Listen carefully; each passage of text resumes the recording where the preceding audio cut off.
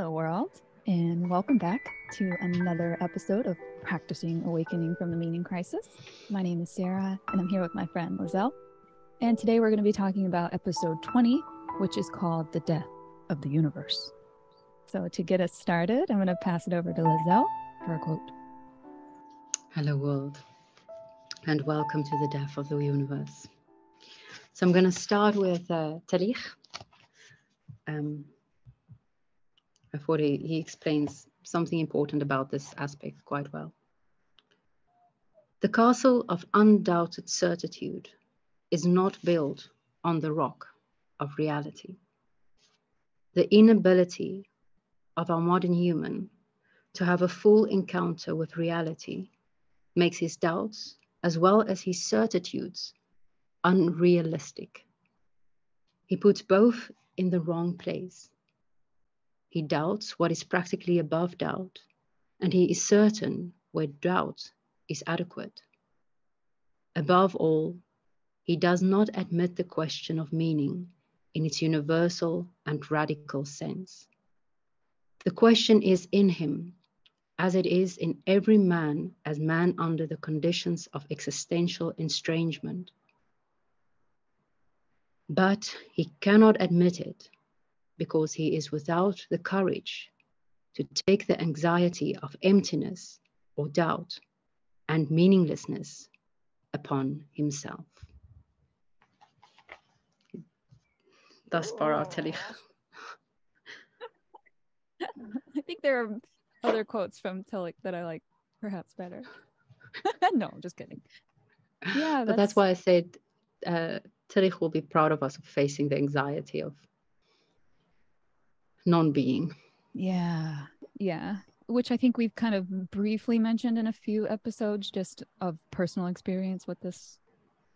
Rock pool, we call it. Yeah. So it's good to be finally getting down into it.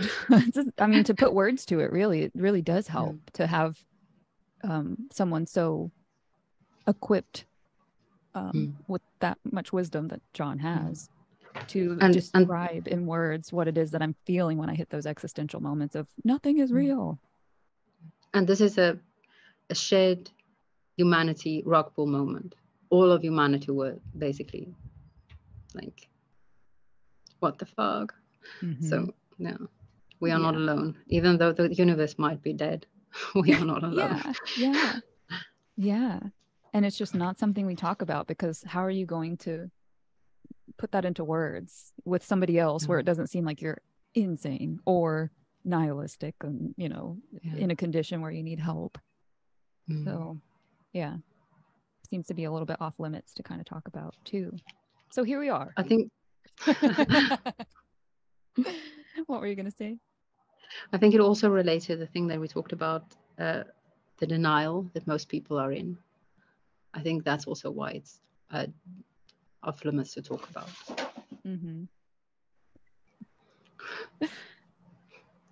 All right, so we begin this episode of The Death of the Universe, of course, by recapping just things that were mentioned about Aquinas and the three orders: nomological, normative, and narrative. That's Augustine's and three orders. Okay. Yeah, the first note that I have is three orders that articulate the space, how we connect, which is nomological, normative, and narrative. And so that, you say, is Augustine. And there's a transformation from the way people read, which used to be this participatory, perspectival, transformative form of recitation. And now it's turning into people consuming the information and having this desire for inner coherence with all of their propositions. They all have to jive together. So there's a pattern forming here. It's no longer about having coherence with the outside world, with reality. It's having coherence in here. And it's going to get bigger and bigger and bigger and more just here as the episodes go on. But it's already in this episode, there's a big boom. Like, and I wanted to make like this, but it's not like this. It's like this. It's Yeah. like it goes That was from out actually, there to I in thought you here. did that because that's Yeah, exactly, yeah. And oof, yeah, like how much can you cram yeah, into that? And then it gets all buzzy and crazy and yeah, chaotic, yeah. which we'll get more into. So yeah, there's this rediscovery of the Aristotelian corpus, he says. Yes, that's so from last time that he's. Yeah. And Yeah. also from last time, Aquinas suggesting two real worlds. So was it that he had made the supernatural world also real, or no, they weren't experiencing their real world as the most real at that time? Because you were explaining to me how heaven Yeah. was more real at one point. Yeah. So Aquinas had to deal with this whole rediscovery of Aristotle. And Aristotle was very much about this world, about, because you know Aristotle, because you know science, you know biology. Yeah. And it's very much about this world. And Aquinas wanted to do justice to him. So he said, no, this world we should also study, as Aristotle did, because this world is also real. It's a lot of the philosophies before that somewhat saw this world as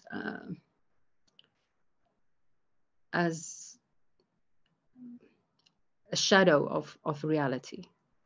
That the forms are real, for instance, the Platonic view, but this is just a shadow of what is real. And I'm not sure that that is very true to Plato, quite honestly, because there's a new way of reading Plato, and he never really has his theory of the forms. So, but that was the how. Like, this is we are pilgrims in this space, the space where we're really going. So our real destiny, our real home is up there. And then Aquinas said, no, we should also pay attention to this reality because this is also real. So that's what happened there. It's so interesting because, I mean, that's not ingrained anymore. It's the exact reverse for modern living. It's like, here it is. This is all it is. And you got so But many years to do it.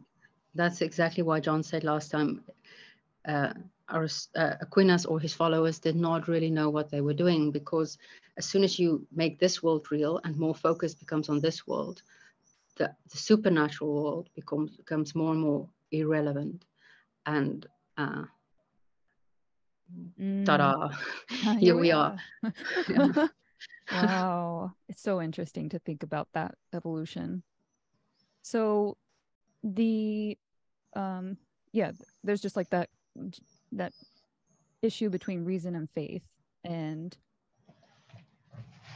all right. So people begin to pick up the message of Aquinas. So he talks about this book, and I must say this book is so down to earth. I almost wanted to say that after all the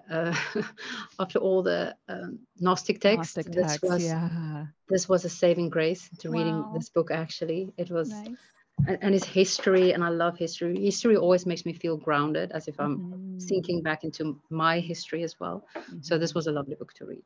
I don't have quotes necessarily from it because it's not like a beautiful book like Tillich or Buber, but it's a really grounding book to read. For me, it was, at least. Cool. Okay, so in that book, like you're saying, it's mostly just historical accounts or historical description of this whole thing that happened. He also describes the current situation, which is like, oh my word, this is really well. It's very American, but it's so how superficial religion has become, how commercial religion has become, and things like that. He actually also uses that quote from, and it's someone else, not the one I quoted, but now again I forgot who it is, about that the population just wants bread and games. He also uses it, and I think he also uses it in relation to current day America. So it's, but it's a very well written book of history and then present times way of being religious. Okay. So that moves us into this episode, right? Like we just went through all of the recap. And so now that people begin to pick up on Aquinas, John mentions two of these individuals, one being Meister Eckhart. And he's kind of affiliated, I guess, with this group of people called Rhineland, or the Rhineland mystics. Yeah. The Rhineland Mystics. Oh, because I wrote Rhineland on the top and mystics on the bottom of my circle. So I only saw Rhineland. So Rhineland mystics. You surrounded him with the Rhineland mystics. Yeah. Yes, I did. I did. Well, because that's exactly how it was. So good. Yeah. And then this is taking place in Germany. Yes. Yeah. Both Meister Eckhart and the other individual that we'll mention in a minute. I'm not sure of William of Ockham, but I know for a fact Meister Eckhart. Okay. Now I'm curious about William of Ockham. I'll Google it later. So what Meister Eckhart is suggesting is that we need to make space for God to enter into us to transform. Yeah. There is no longer this idea of self-transcendence. Yeah, which is really...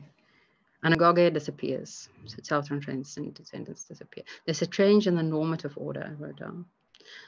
So Augustine had this really safe view of what it is to be a human in this world. And that is falling apart slowly, bit by bit. And this episode is showing how it's falling apart. And then, because remember, Augustine got his normative view from from the Platonic spirituality, which was all about self-transcendence, that anagoge. And now that is gone. It's not about self-transcendence anymore. It's about opening up so that God can come in. And that is still very much, at least in the spirituality I know, that is still very much there. Yeah. Which was why, like, when we first talked about it in the unrecorded part, I was like, yeah, that's great. I love this idea of God entering, because I also think that way too. But here's the big but. That means that you have to negate the self in this thinking, in this model, because I have written that love moves the will.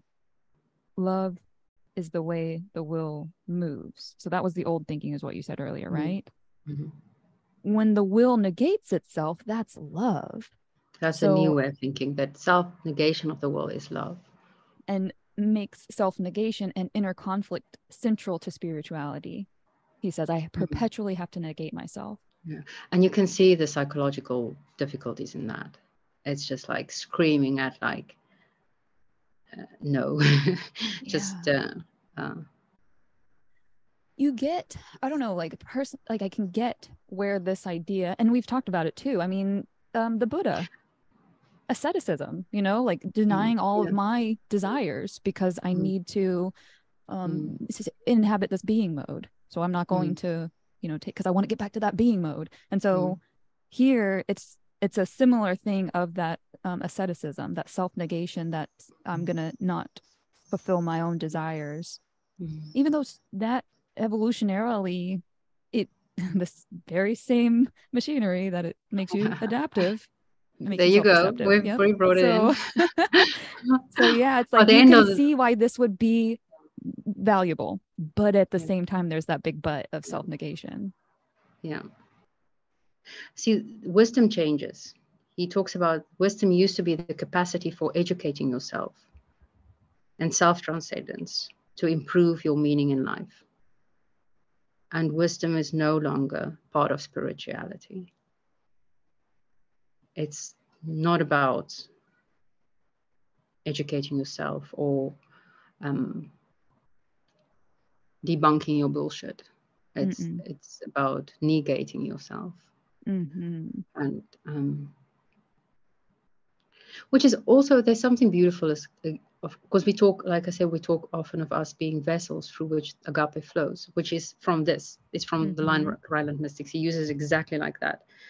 Make space inside yourself to be a conduit of agape. So he uses that exactly. So that's beautiful. Yeah. But again, to me, it seems this should be an and not an either or. Yeah. Ooh, drafty there, huh? It's super hot. It's 29 degrees in my place, so I have to keep everything open. Open, yeah. Yeah, So is and that the wind? apparently that was the wind that Oh, blowing my what did curtains. we Yeah, just say?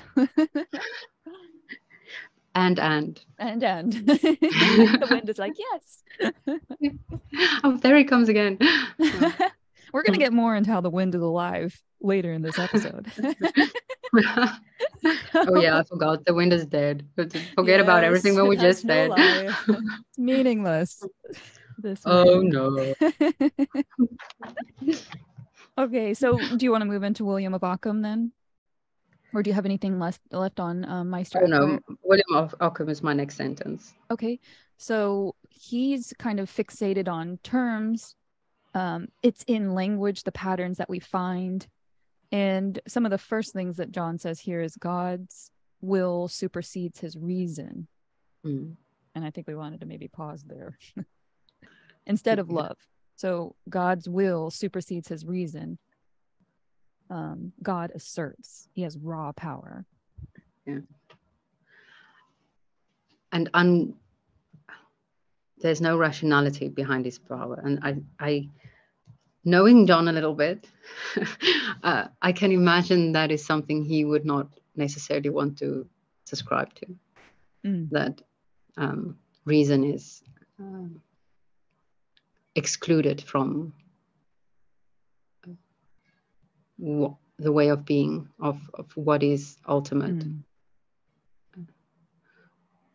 Yeah.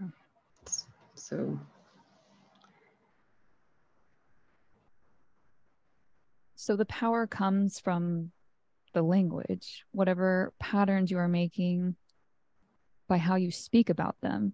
All that's really there are raw individuals.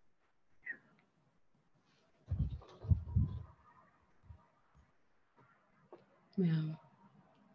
And I have these books and I don't know where it is, but I think it's somewhere here. So because love and reason is separated here as well. I'm not sure if it was with Eckhart or with Ockham.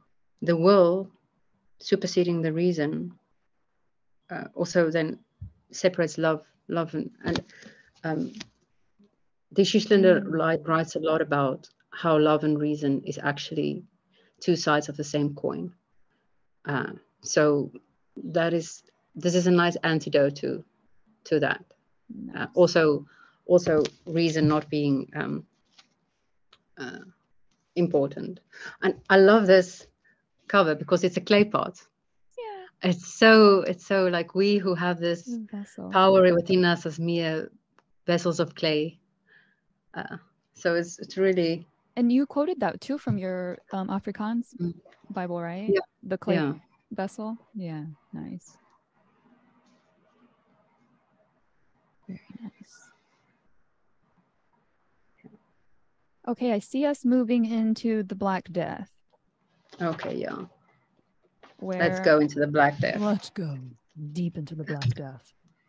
So a third of Europe's population dies from the Black Death. And he's saying perhaps the plague at this point, but yeah. So death, war, pestilence, famine, just all kinds of things coming at these people.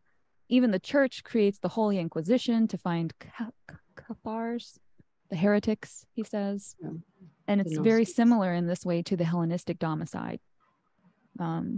Just the chaos, and you don't have a home, and there's nothing to confide in. Not even the church is there for you. All confidence you have is undermined. Who do you have confidence in? Death is on your doorstep constantly. So life is not a given. The food was not coming in because of overly rainy seasons. I think he talked about some wetness, and the church, the mother who is supposed to protect you, is sending out people to test you and possibly prosecute you. So yeah, it's not like a very comforting time to live. Yeah, they think it's the end of the world. That's what he says. It's the end of the world as we know it. I feel fine. There you go with your denial. I know, exactly. Right into it, naturally. It's us millennials. Well, no, it's us humans. Yeah. It's us humans. Yeah. We are very good at denial. Yeah. Very good. So, labor shortage because so many people died. And also, so we're talking about positives now. I didn't mention that again. Well, I said it was positives before we recorded. I'm not sure if it's positives because it created the world we know now. Yeah, So right. it depends on it depends on how you see the world that we live in now. But for me, what I like to lock on is the freedom that came with this, and that I see as a positive thing. Like you I mean, I weren't saw stuck. it kind of like seemed like that during our pandemic this time too, in that there wasn't necessarily the freedom to move around, obviously, but the freedom was in your ability to create because you were bored at home. And I think a lot of people actually did take advantage of that and created personas that just blew up. And now there's the quarantined quartet, which is like a family that just practices every day and records it. And they're amazing. The two little boys are just like incredible. So people took that opportunity to expand the role that they could be in this world. Yeah. And there is a shortage in the job market, in the Netherlands at least. Here too. Because a lot of people just decided, you know what, I don't like this 9 to 5, like, fuck it. And so there was indeed also like people discovered freedom somehow within the confines of the pandemic.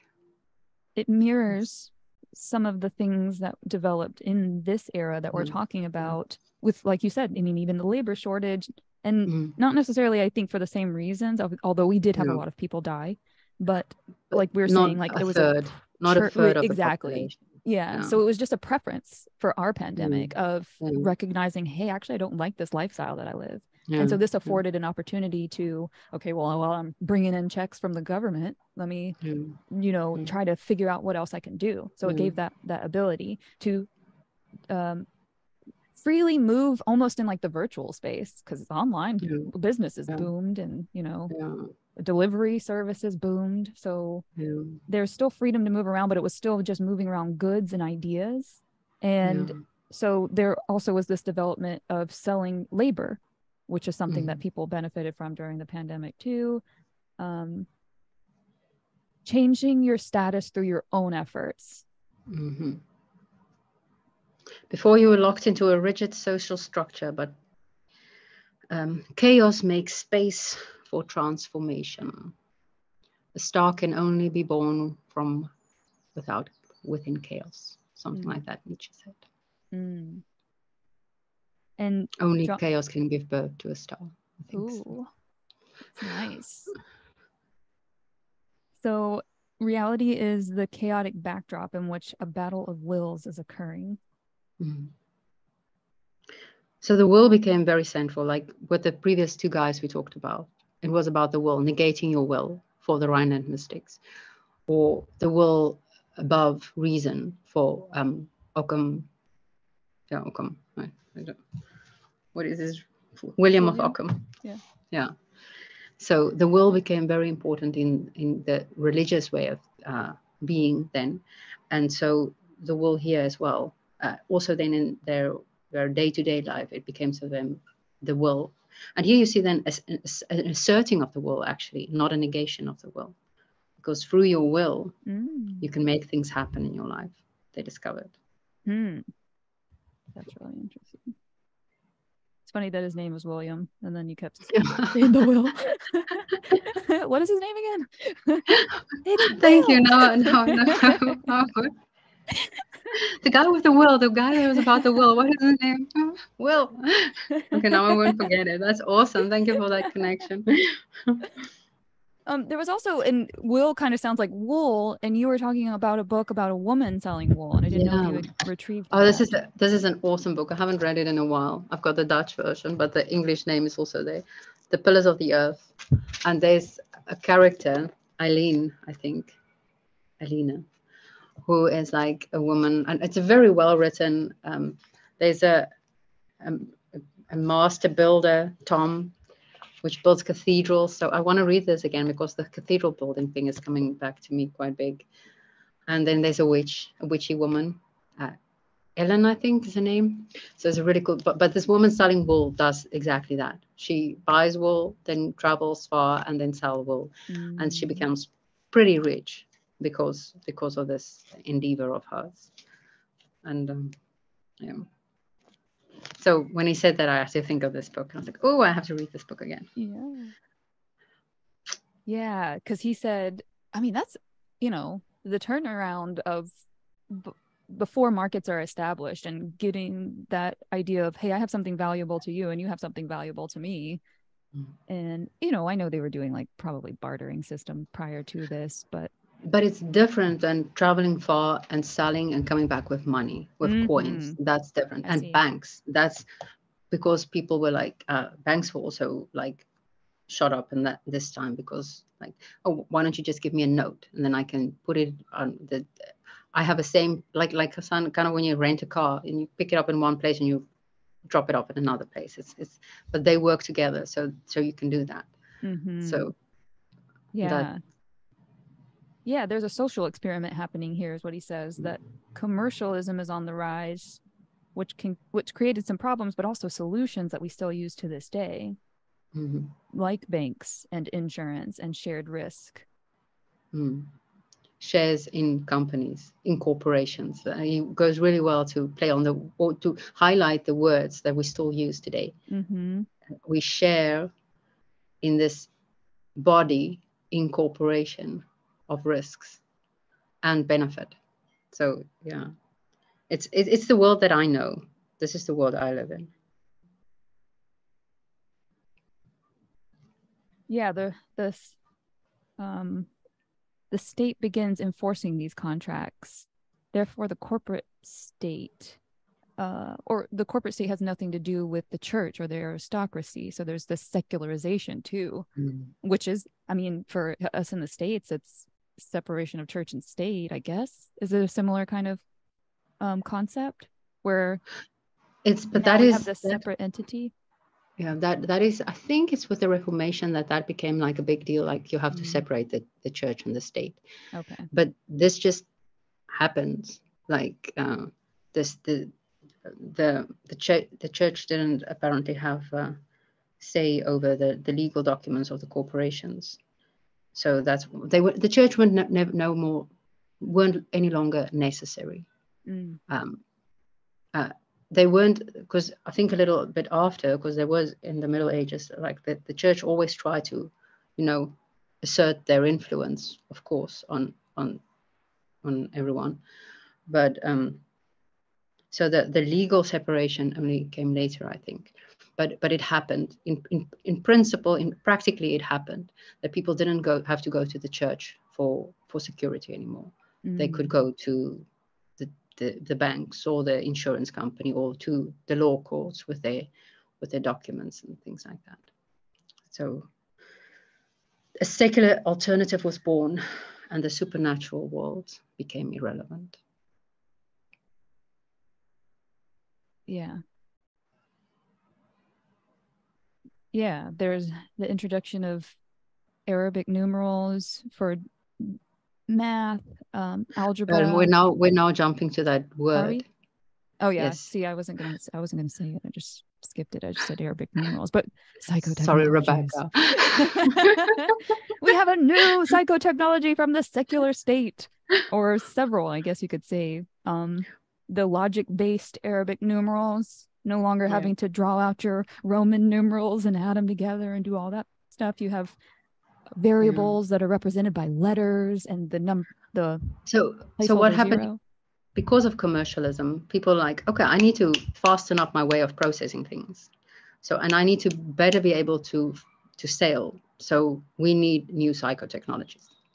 And hence, like the Arab world was there, the contact was there again established, so it was there for the grabbing, so it was grabbed. That's what happened here. Yeah.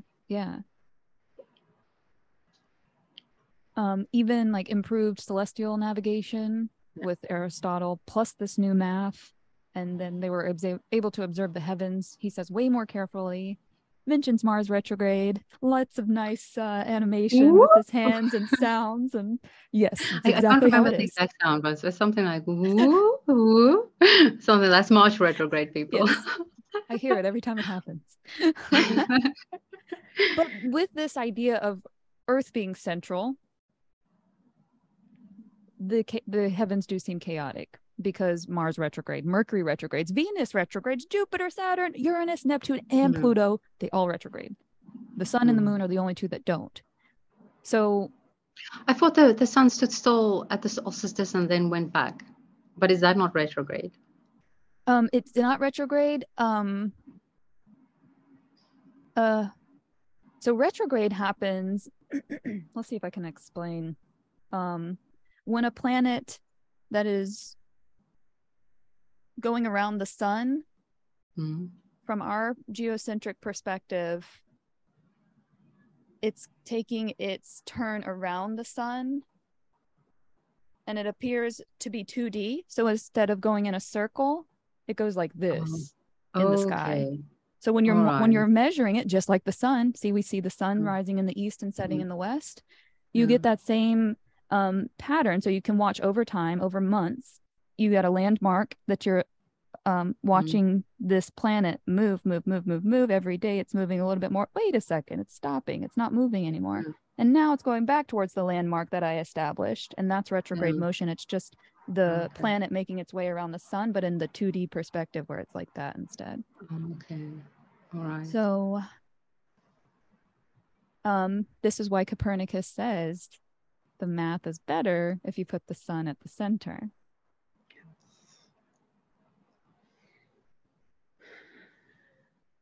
So this like logic-based thinking, very conceptual, abstract thought, math, it checks out if you put the sun in the center as opposed to having the earth in the center. So he's saying, like, we observe the sun doing this every day around us. It's revolving around us clearly. But the math shows that actually if we put the sun at the center, then it's more real. So then it's like the question of your own reality. What you experience isn't real. And what John, I think, kind of highlights here is like, look how significant this is, because people were like, okay, that's good enough for us. If the math is better, we're going to go with that.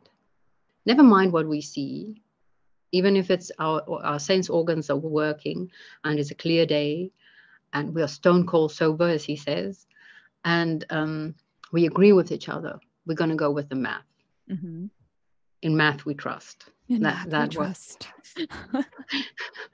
I pledge allegiance to the arithmetic.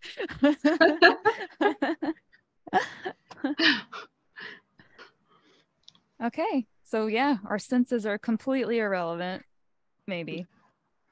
Well, yeah, then he makes us that nice distinction. Here's the mind, and here's our sense of the world, and our senses does not necessarily connect the two. That's the big thing. Our senses cannot connect us. That being in touch with reality through our senses, gone. And I think John would also say that he would say, like, we can also be in touch with reality with our reason, but that was also not an option. It's not, when we think of the math, that's not equated to reason. That's logic and maths. It's not reason as we know it. You would use the logic to reason, right? Or maybe logic might be a subdivision of reason, but it's not equated to reason. I'm not sure. I'm not sure. But reason is bigger. Reason, as John preaches it, is much bigger than logic, and much deep. That's why Schlinder, David D.C. Schlinder says, reason and love are two sides of the same coin. Because when we think of reason, we tend to think of logic, because that's how we were conditioned. But that's exactly the claim, that no, it's not. It's not that, because we won't think of love as logic, and yet reason and logic are intertwined. Reason and love are intertwined. So Yeah. But so we have nothing. We have nothing connecting us with the real world, except this thin layer maybe of mathematics that connects us with or can show us something of reality. Otherwise, we're completely lost. We have no touch. We are not in touch with reality, and we have no way to get in touch with reality. That's the situation that this puts us in. Yeah. And that sucks. It's terrifying. He uses the word terrifying, and it is freaking terrifying. It is. So just to like state though that this is Galileo. That I think it's we're Copernicus that Galileo. Introduces the idea that the senses can't be trusted, and then it's Galileo that goes further into building with geometry. And he's very playful with the whole, well, not playful, he and actually looks kind of like mad at us being humanity, for being so frivolent about the fact that we're like, oh, we talk about the Copernican revolution, but we have no idea what that means. And this is what the Copernican revolution means. It means we have no idea to be in touch with how to be in touch with reality. We don't know. We've got this thin layer of math, and everything else we can't trust. Yeah. And I was saying earlier, it's so interesting to have a conceptual tool to understand reality. Like it's such an abstract thing, math and geometry.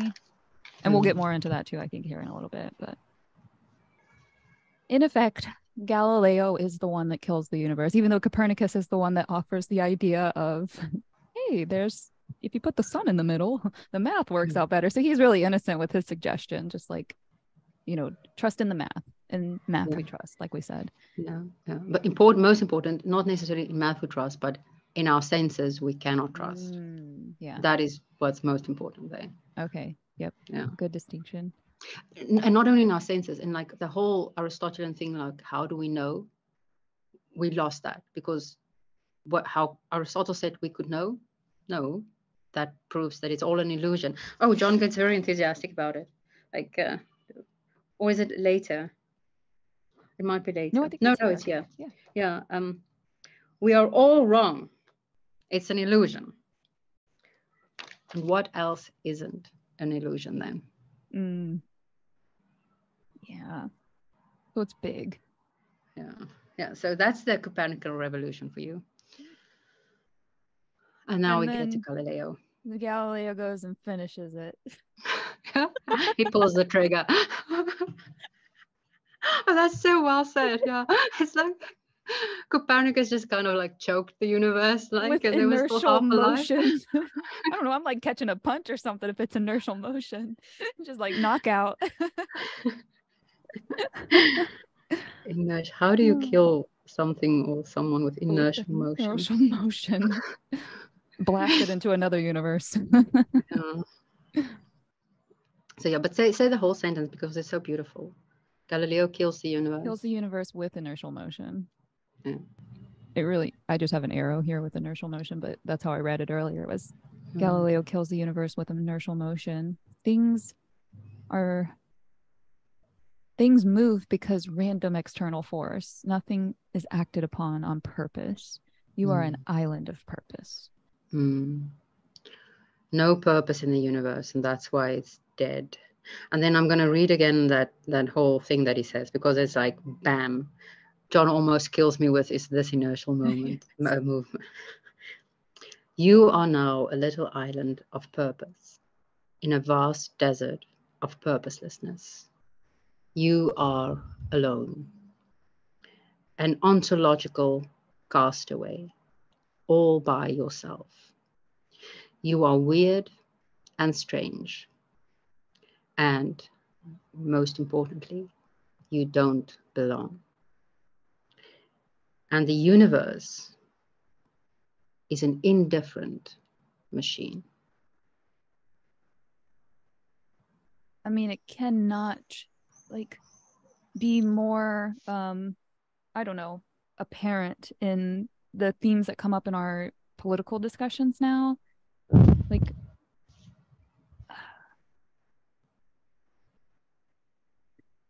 this quest for identity and like defining yourself by your identity. And well, if people don't want to refer to me the way that I want to be referred to because they're indifferent, well, I will force them then to care. I will be either victim or I will be imposing, in order to force people to not be indifferent, and in order to force the universe to not be indifferent towards me and to recognize me and see me. Because I think we talked about it. The opposite of love is not hate, it's indifference. And we can't stand being indifferent to. It's the worst thing. Or this idea that God would be, the universe would be indifferent to me. So I literally am just an island of meaning for myself. I struggle with this, quite honestly. I've talked about this in our coven meetings, because Isa mentioned, well, I believe the universe got my back. And I'm like, yeah. I'm not sure that the universe is a living, purpose-driven being. I'm not sure. I don't know. Yeah, it's hard to have that trust in the universe having your back, because, well, I guess it's far beyond understanding as to whether or not it will, from this kind of perspective, whether or not, if the universe is indifferent, you're relevant in that big plan. If the universe, there is no big plan. There is no big plan. Yeah, that's true, right? If the universe is indifferent, there is no big plan. That's true. You only have your little plans. Yeah. And in one sense, it's like, oh, nothing matters because there's no big plan. The universe is indifferent. On the other sense, it's like everything fucking matters because we are the sole carriers of purpose in this vast universe. Do you know what burden that is upon narrow human shoulders? So it's this crushing, it's both this crushing, nothing matters, and this crushing, like everything fucking matters. The weight because of the world is on my shoulders. Yeah, the universe, the weight of the universe is on my, because I turned it back. Like I said, I don't know if the universe has my back, but maybe I can have the universe's back. But so the weight of the universe is on our shoulders because we are the only purposeful, purpose-driven entities within this existence. I mean, this gets into activism too. This is like what my brain is starting to think about, is people that are activists, and I don't know, not in a bad sense, but just that I have to save the world. It's up to me. And people really do start to get into that hero complex of sacrifice, martyrdom, And that's then, there's something now playing in my head about that whole negation of the will, as opposed to this, I have to save the world. It's up to me. It's there's a place in the middle, right? Yeah. Or it's like we're both at the same time. Like negation of the will to the universe, the dead universe. So I have to carry all of the universe's weight myself, type of thing. And it's because activism can be very toxic. It can be very, very toxic for everybody involved. Yeah, absolutely. Yep. When you were talking, I just thought of the quote, to thee I commend my soul.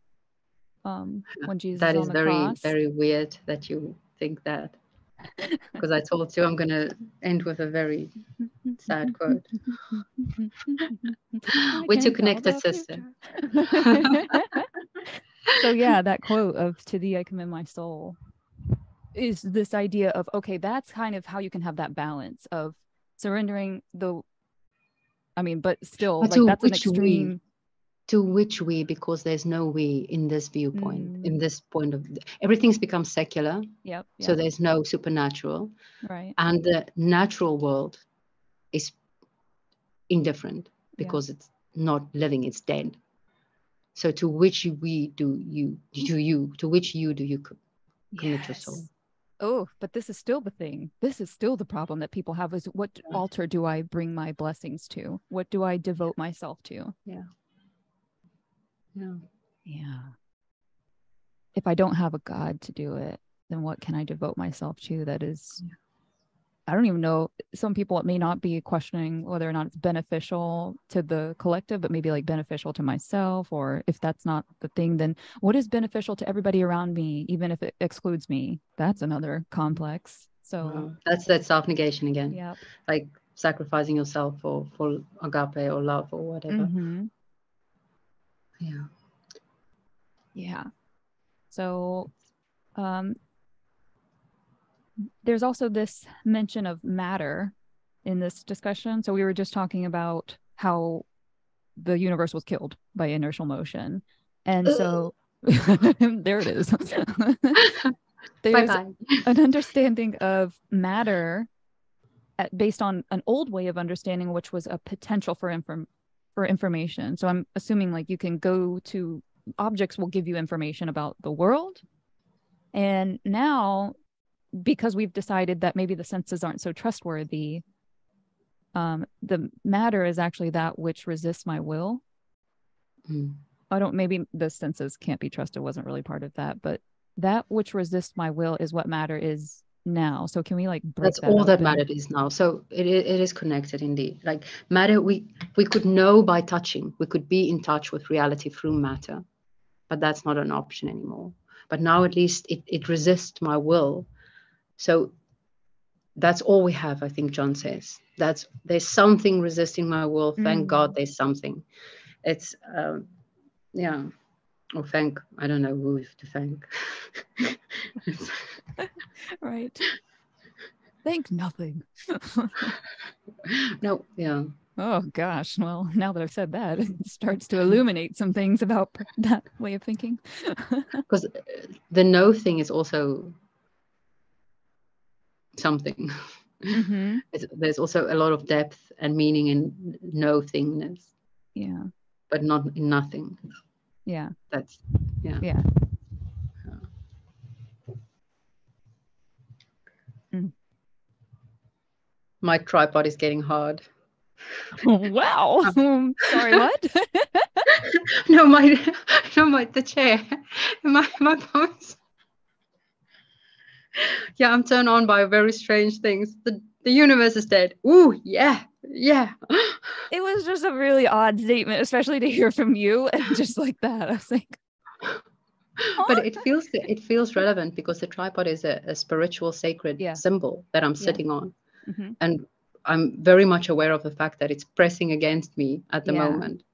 And that It's is all that resisting. is pressing against me. But it's pressing against me quite hard. And Yeah. it's painful.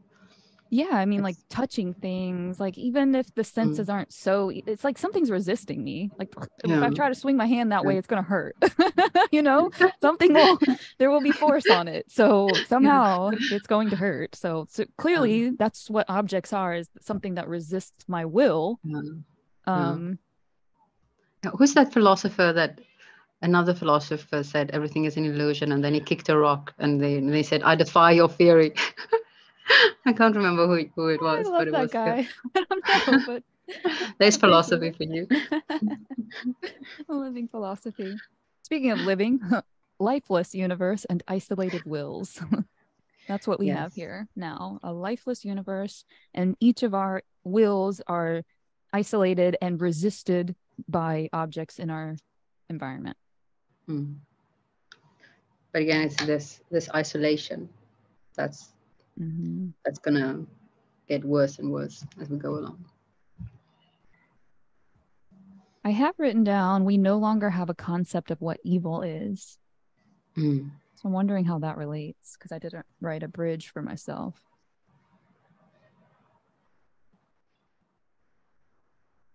I also only wrote that down. But evil used to be part of this reality. Uh-huh. But now that we don't know, there's no way of knowing this reality. And evil, like when the universe wasn't dead, it was good and evil was part of Yeah. the living universe.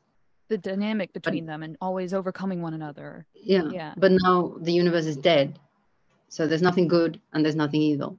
It's so how do we explain evil? It's Mm. Yep. Right. I think that's That makes a lot of sense.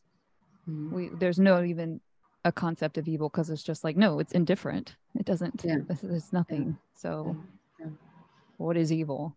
So then you start exploring that. And then the scientific method is born. And it shows us how we are deceiving ourselves. Our willful generation of illusions. Dude, that's a powerful sentence. Our willful generation of illusions. Willful generation of illusions. And that is like, he often talks about exactly as wisdom as that, as to overcoming your self-deception. So science is born as some desperate attempt to find wisdom. Mm-hmm. That's what I hear in this. It's we are a species hunger for wisdom after all. Yeah. And we try. And from that first segment where we were saying like the patterns are just in the language from Oxham. Ockham. Ockham. Yeah. Yeah. The idea of the language is what creates the patterns.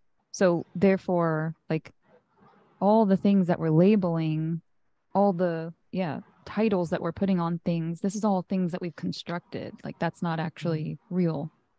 Those The names of world is not in itself intelligible. It is absurd.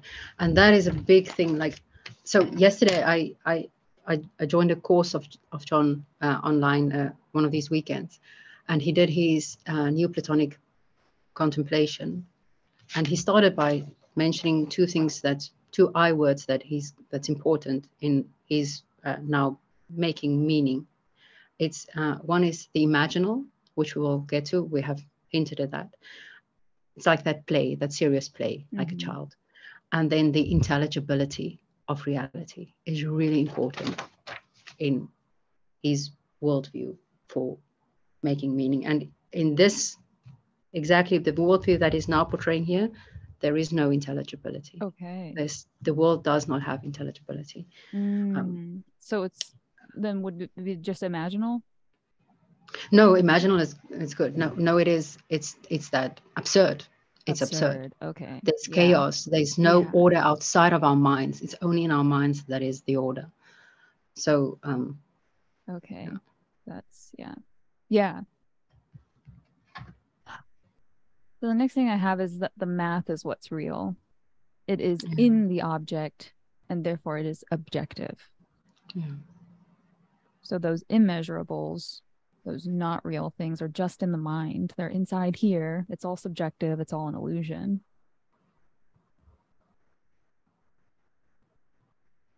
Willful self-deception. We have a meaning-making mind, and it is full of willful self-deception.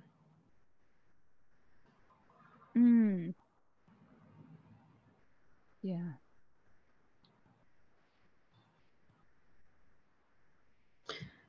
So our theory of knowing and our theory of the world is kind of like both.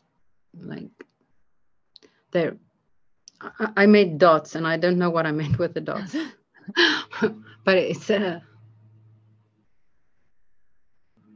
it's separated, I think, because our theory of knowing now becomes the scientific method of trying to test the objective, trying to know objectively through maths, and later we also have empirical science.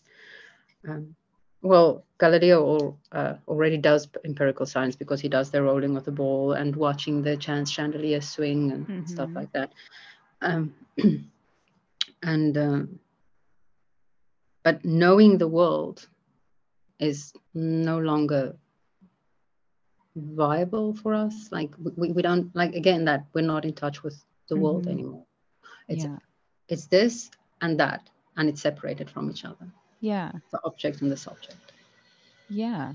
I mean, I'm even thinking of things like common sense versus book smart. So street smart versus book smart. And those are two separate worlds. Somebody that's street smart and like identified as a street smart person. It's like somebody that's mm, able to make deals, they're able to get mm, around, they've got this kind of charisma about them. That's their way of mm, interacting in this world. Whereas somebody that's book smart is going to have traditional thinking of a book smart person, no ability to be social, no ability to make deals and things like that. It's very logical. And mm, so you sense that street smart person has the ability to be relational with people around mm, them, and maybe less of the logic mind. And we separate them. We still say you've got a left brain and a right brain, and you've got a creative side and you've mm, got a mathematical side, mm, and they can't mm, cohere with one another. mm, Although there's this mm. word polymath, but but that's our Yeah. thinking, is like you're either a logic based thinker, and I'm good at math. Anybody that says they're good at math is like opposite of the person that's good at English, and it'll Mm, always be like, yeah, I don't like math very much, but I really like history or whatever. Yeah, I don't know, it's just even the mm, STEM, science, technology, engineering, and math. This is a whole segment, and we're really focused on it here in the United States, and I think in other countries too, really pushing people to do STEM, because mm, then they're more valuable than if they do the mm, arts. mm, mm.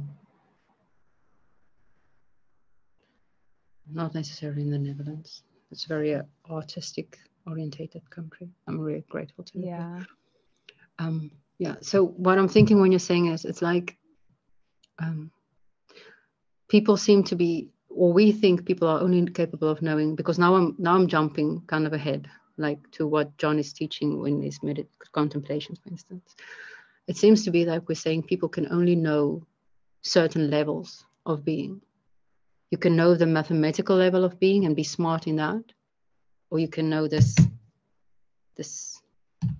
matter level of being. Because Mm. after I watched this episode, I went to the store and I was thinking like, yeah, but it's because we're in it, we're immersed in it. That's why we can't have this view and this knowing.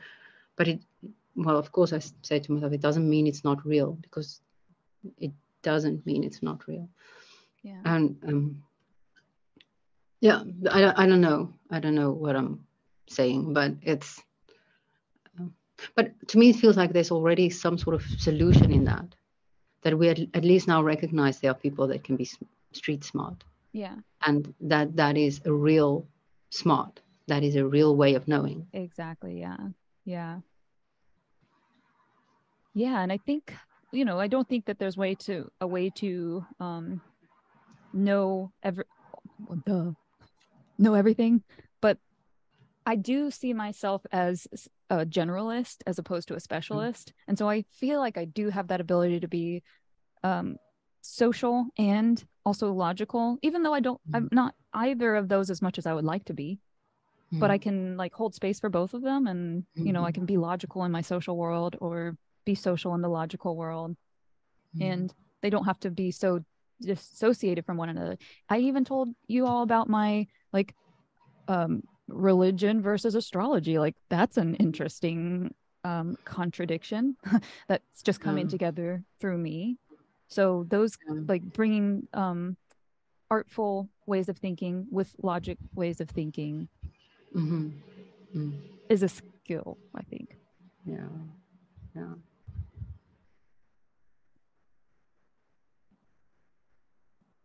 Maybe Because it I think comes easier to women, I don't know. it comes easier to learn.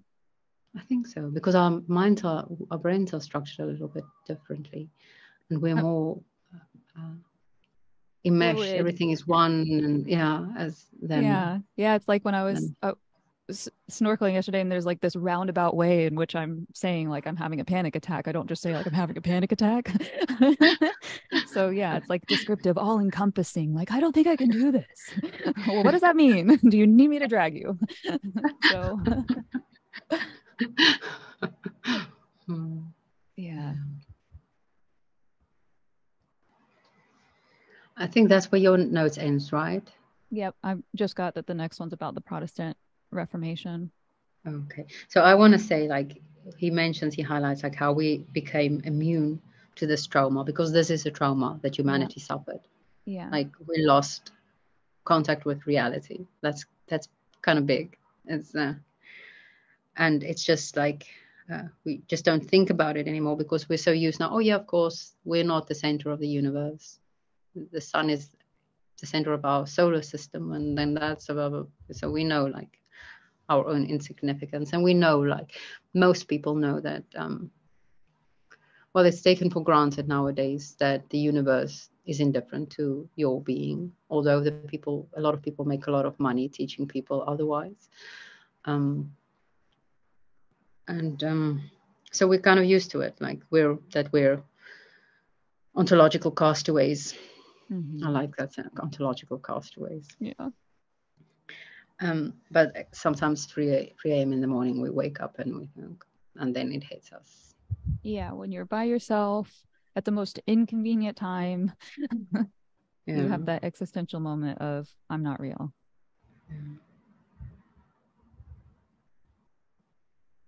And so the And then I trauma wrote you were, in it. Yeah, sorry. I was just going to say the trauma you were talking about, like how it is a trauma that's ingrained. Yeah, we're carrying it in our genes probably because that's where you carry trauma in your body. Mm-hmm.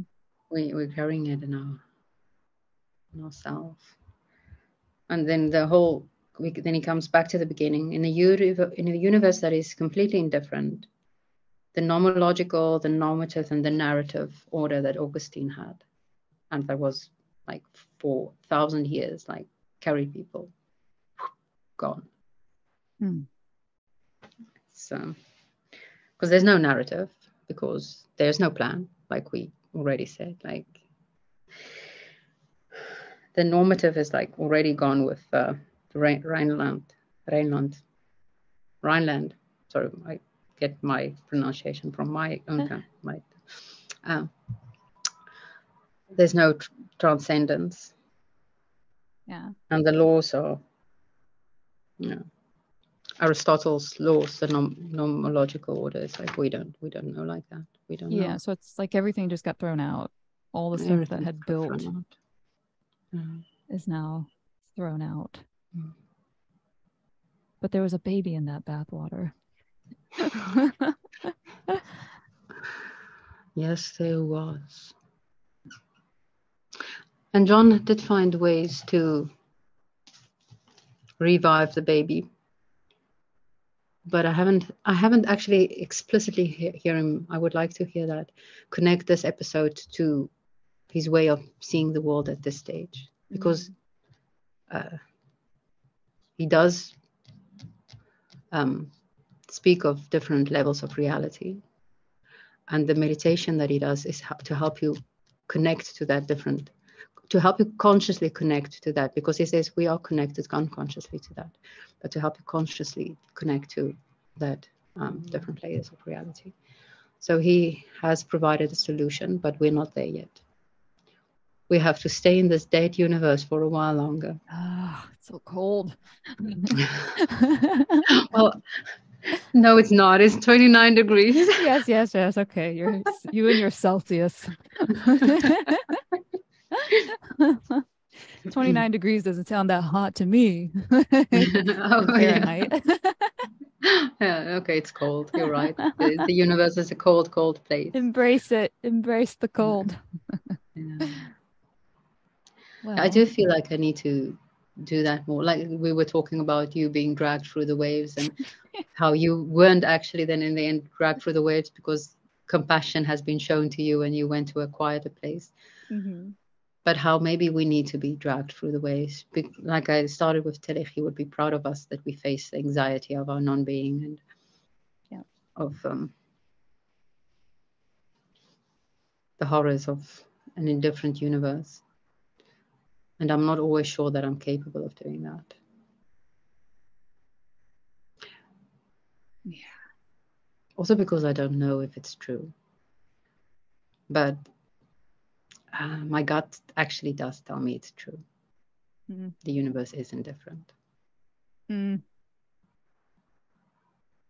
I can see why that might be, something that to access. It's interesting because we have this whole cave diving analogy, and yesterday when I texted you and we weren't gonna meet, and you were like, oh, it's funny, you're going snorkeling, not quite cave diving. But then there was that intense we went to, I was telling you, the Gulf side instead of the Bay side. So the Gulf side, there's waves crashing in, it was yellow flag, so moderate danger. But the person that I went with is a very good swimmer. So when we were going out, it didn't seem like a big deal. But there was that, like, I was like, actually, no, it was almost like coming out of the cave and it's too bright and you've just got to sit there for a minute. And I was doing that whenever I said, I don't think I can make it. And that's when he pulled me. He was like, okay, well, this means that I need to pull you then. If you can't make it on your own, then you need help. So, but then like there was that wait, hold on, let's communicate again of no, actually I'm having like, I can't breathe. And then that's when it was like, oh, there's another place we could go to that's a little bit calmer on the south or on the Bay side. And so when we got out to the Bay side, then we're exploring for like hours yesterday, like 5 hours out snorkeling or something crazy like that, maybe 3 or 4. But once we got to the calm, then I can go and explore. And it's almost like you and I here with what we do in our conversation of exploring these realms. Like, yeah, it can feel like torrential rain or waves are crashing on you if you take it on by yourself. But this is how when I experience people like you or this guy or just people that I feel a lot of love for, it's hard for me to believe that the universe is indifferent because it blesses me so much with such beautiful people. So, and beautiful patterns maybe that I make up. But yeah, that's the question there is, are they existing or is it meaning that I'm making? Yeah. And are you blessed with beautiful people because you keep working on yourself and your character to self-transcend yourself and hence draw people to you that also do that? Yeah. Yeah. Yeah. So I don't know, there's still something in there about indifference and how much effort you put into it, right? Like maybe, okay, because we could take that idea of the universe being indifferent, but maybe if I'm not indifferent, like you're saying, like, well, I'll have the universe's back then. I will insert will here. And the rituals that we are doing as a coven, it's deepening my life so much. And that is us, making it, not being indifferent, creating. So there are ways. Yeah. You ready to take us out? Yes, and we're going to stay in the darkness for a while. Okay. We'll linger here for a while. We'll linger here for a while. We can take it. We've trained. Yes. Now from the 6th hour until the 9th hour, there was darkness over all the land. And about the 9th hour, Jesus cried out with a loud voice, saying, Eli, Eli, lama sabachthani. That is, my God, why have you forsaken me?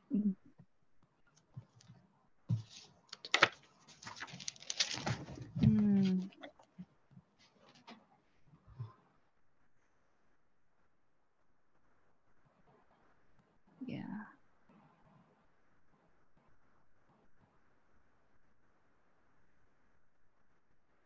That's what the feeling of things not being real is. It's feeling like you just got left here and you're abandoned and you're lonely. So I know what it feels like.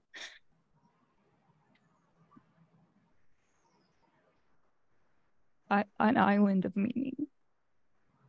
And so that was my saving grace, is finding other little islands of meaning.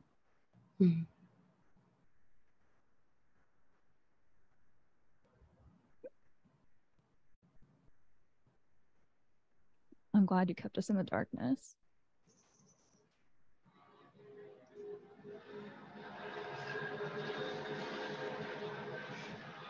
Yeah. It's not alive, the universe. All right. Well. But we are. and something between us is alive. Mm-hmm. Yeah. And whatever that is beautiful. And that is so full of synchronicity and so full of meaning and depth and love.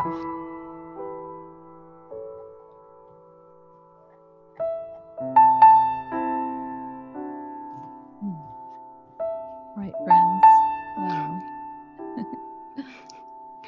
Now that we have more into the depths of the universe, we look forward to seeing you in the next episode when we'll be talking about the Reformation, I think. So, anything else to insert here in the end? Alrighty. Well, that does it for us today. We'll see you in the next episode.